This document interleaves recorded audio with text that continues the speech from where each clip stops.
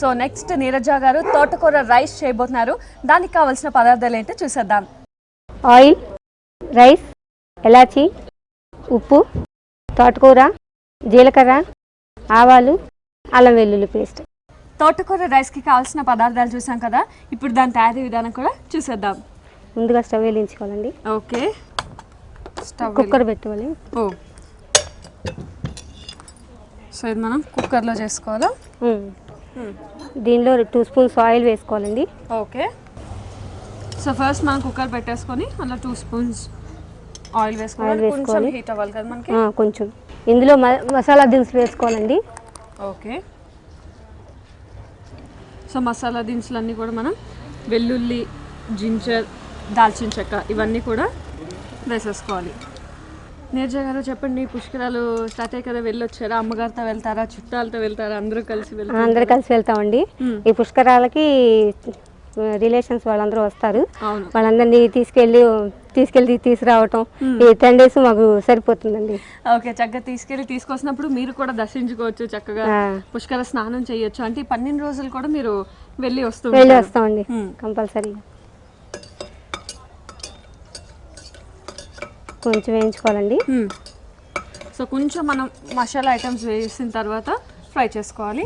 So మనం కొంచెం fry అయిన తర్వాత వాటర్ పోసుకోవాలండి.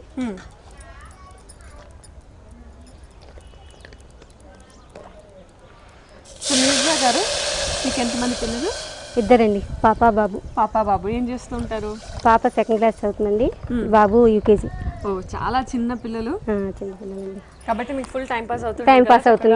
చేస్తూ ఉంటారు, మాట్లాడుతూ ఉంటారు, కాబట్టి మీకు కంప్లీట్ టైం పాస్ అయిపోతుంది. సో మనం కొంచెం ఇలాగా వాటర్ వేసుకొని మసాలా దినుసులు అన్నీ వేసుకొని ఫ్రై చేసి వాటర్ వేసుకోవాలి. వాటర్ మనకి కొంచెం మరగాలండి, వాటర్ కాగాలి. ముఖ్యంగా మీ పిల్లలకి ఏం ఐటమ్స్ ఇష్టం? అంటే చిన్నవాళ్ళు కాబట్టి నాకు తెలిసి స్వీట్స్ అవన్నీ తింటూ ఉంటారు. మా పిల్లలు హాట్ ఎక్కువ ఇష్టపడతారండి. హాట్. ఓకే, చక్రాలు, చెక్కలు ఇవి ఉండాలి, ఎప్పుడు ఉండాలి. సో మీరు చేస్తారా, వాళ్ళ అమ్మమ్మ గారు చేసి పెడుతూ ఉంటారు? అమ్మమ్మ గారు చేసి పెడతారండి ఎక్కువ. అంతే, నాకు ఈ పిల్లలతో టైం సరిపోతుంది, వాళ్ళని స్కూల్కి పంపించడం అది సరిపోతుంది, అందుకని అమ్మమ్మ గారే చేస్తుంటారు. అమ్మమ్మ గారు అసలు మల్టీ టాలెంటెడ్ లో ఉన్నారు.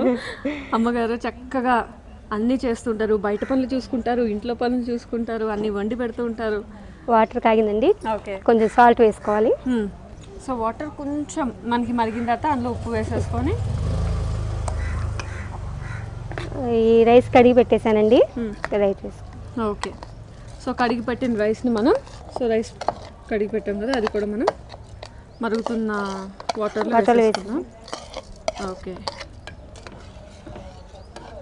సో ఇలాగ రైస్ డిఫరెంట్గా చేసి పెడుతుంటే పిల్లలు ఇష్టంగా తింటుంటారు కదా. వీక్లీ వన్స్ బిర్యానీ అవి చేసి పెడుతుంటానండి. ఎందుకంటే వాళ్ళు రెగ్యులర్గా నార్మల్ రైస్ అవి తినరు కాబట్టి కొంచెం తోటకూర రైస్ అనేది కూడా హెల్దీ కాబట్టి ఇవన్నీ చేసి పెడుతూ ఉంటారు. కుక్కర్ మళ్ళీ టైం పడుతుంది రావడానికి. సో మూత పెట్టేయాలా? కుక్కర్ మూత పెట్టాలండి. పెట్టేయండి.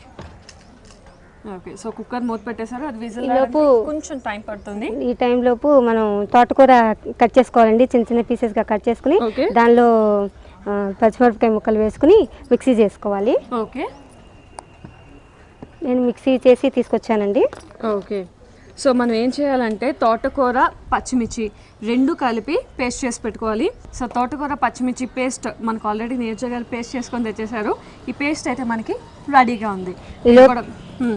ఈలోపు పక్కది కూడా బండి పెట్టుకుందామండి. ఓకే, ఇంకొక స్టవ్ ఆన్ చేసుకొని ప్యాన్ పెట్టేసుకుందాం. కొంచెం హీట్ అవ్వాలండి. ఓకే, హీట్ అయిన తర్వాత ఆయిల్ వేసుకోవాలి.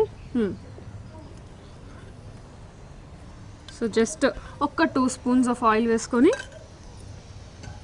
జీలకర్ర, ఆవాలు కొంచెం చిటపట్లాడాలండి. ఆ తర్వాత పోపు అన్నీ వేసుకోవాలి. సో తోటకూర రైస్తో పాటు ఇంకా ఏమేమి చేస్తూ ఉంటారు?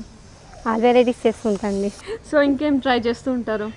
ఛానల్స్లో వచ్చేవన్నీ వంటలు చూసి నోట్ చేసుకుని ట్రై చేస్తూ ఉంటానండి సండే. ఓకే, సో చక్కగా వచ్చిన వంటలు అన్నీ కూడా డిఫరెంట్ వెరైటీస్ అన్నీ కూడా నోట్ డౌన్ చేసుకొని మరి సండే ఖాళీనప్పుడు ట్రై చేస్తూ ఉంటారు. ఓకే, ఆవాలు కాయండి, జీలకర్ర.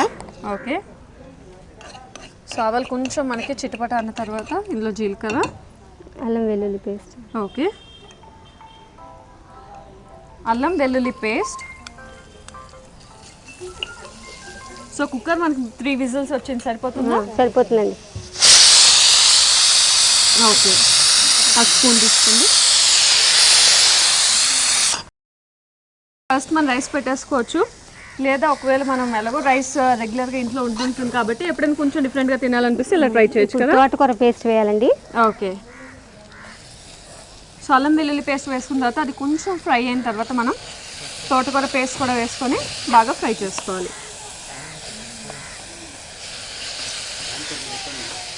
ఓకే, సో ఇందులో తోటకూర పేస్ట్ వేసుకొని బాగా దానిలో ఆయిల్ వేసుకోవాలండి.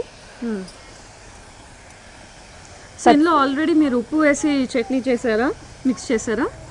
లేదండి, జస్ట్ ప్లెయిన్ తోటకూర పచ్చిమిర్చి. ఓకే, ఇంకా ఖాళీ టైంలో ఏం చేస్తూ ఉంటారు? ఖాళీ ఏమి ఉండదండి, పిల్లలతో సరిపోతుంది నాకు. స్కూల్కి పంపించడం, మళ్ళీ స్కూల్ నుంచి తీసుకురావటం సరిపోతుంది. దానిలో కూడా కొంచెం సాల్ట్ వేసుకోవాలండి. సో కొంచెం ఫ్రై అయిన తర్వాత ఇందులో మనం సాల్ట్ వేసుకుందాం. అమ్మ మీరు చెప్పండి, చక్కగా మనవలతో టైం సరిపోతూ ఉంటుంది కదా మీకు, మీ దగ్గర ఎక్కువ ఉంటుంటారా? ఏం చేసి పెడుతుంటారు మీరు? చేసి పెడుతుంటారు అండ్ మీరు చక్కగా కథలు అవన్నీ చెప్తూ ఉంటారు కదా, సో మంచి టైం పాస్ అయిపోతుంటుంది. ఇంకా మీ ఊరు ఫేమస్ ఏంటమ్మా? పానకాల నరసింహస్వామి ఫేమస్. సో ఇది ఎర్రబాలెం అంటే మనకి మంగళగిరిలోకి వస్తుంది. ఓకే, నరసింహస్వామి గుడి ఫేమస్ ఇక్కడ. ఓకే, సో అది కూడా మీకు చాలా దగ్గర. సో కృష్ణా నది కూడా చాలా దగ్గర, పానకాల నరసింహస్వామి టెంపుల్ కూడా చాలా దగ్గర. ఆఫ్ చేసేయచ్చా? ఓకే ఓకే, ఆఫ్ చేసి నెక్స్ట్ మనం రైస్ అందులో మిక్స్ చేసి రైస్ అందులో కలిపేసుకోవాలండి. ఓకే, ప్రెషర్ పోయినట్టుంది కదండి, కుక్కర్ మూత తీసేసుకున్నాం. ఓకే, సో ఇందులో ఆల్రెడీ మనం కొంచెం మసాలాస్ అవి వేసాం కాబట్టి మంచి గుమగుమలాడుతుంది మీరు ఇలా మూతీగానే. సో ఈ రైస్ని మనం ఇందులో వేసేసుకోవాలి, అంతే కదా? సో ఇప్పుడు ఒక్కసారి బాగా మిక్స్ చేసుకుందామా? అండ్ తోటకూరకి బదులు మనం ఇంకా ఏవైనా యాడ్ చేసుకోవచ్చు, ఆకుకూరలు అన్నీ కూడా ఇలా చేసుకోవచ్చు కదా. కొత్తిమీర రైస్, కరివేపాకు రైస్, అలా వెరైటీస్ చేసుకోవచ్చు. సో మీ పిల్లలు అన్నీ కూడా ఇష్టంగా తినేస్తారు మీరు చేసినవన్నీ. నాకు ఇప్పుడు అర్థమైంది సీక్రెట్, ఎందుకంటే నార్మల్ రైస్ తోటకూర పెడితే ఏ పిల్ల అయినా తింటారా? తినరు కదండి. ఇలా కలర్ఫుల్గా చేసి ఇచ్చారు అనుకోండి, చక్కగా తినేస్తారు. పాలకూర చపాతి, తోటకూర చపాతి, ఇలా వెరైటీస్ చేస్తుంటే అన్నీ కూడా చాలా హెల్దీ. తినమంటే తినరు, అస్సలు తినరు. సో ఈ ఐడియాస్ అన్ని ఎలా వస్తాయండి మీకు? అమ్మగారు చెప్తూ ఉంటారా? అమ్మగారు చెప్తుంటారండి. ఈ మధ్య టీవీలో వస్తున్నాయి కదా ప్రోగ్రామ్స్, అవి చూసి ట్రై చేస్తున్నాం. అవి చూసి చక్కగా ట్రై చేసి డిఫరెంట్గా చేస్తూ ఉంటారు. ఓకే, సో అయిపోయింది కదా, అయిపోయిందండి రైస్. ఇప్పుడు సర్వింగ్ బౌల్లో తీసుకుందాం. ఓకే,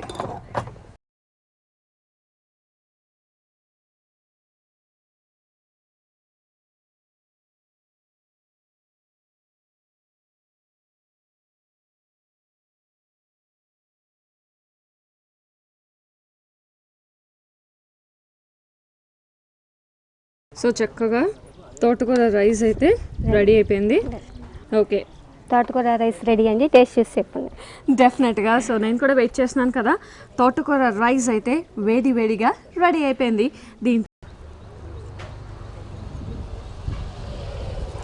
అబ్బబ్బబ్బా, నిజంగా చాలా బాగుంది.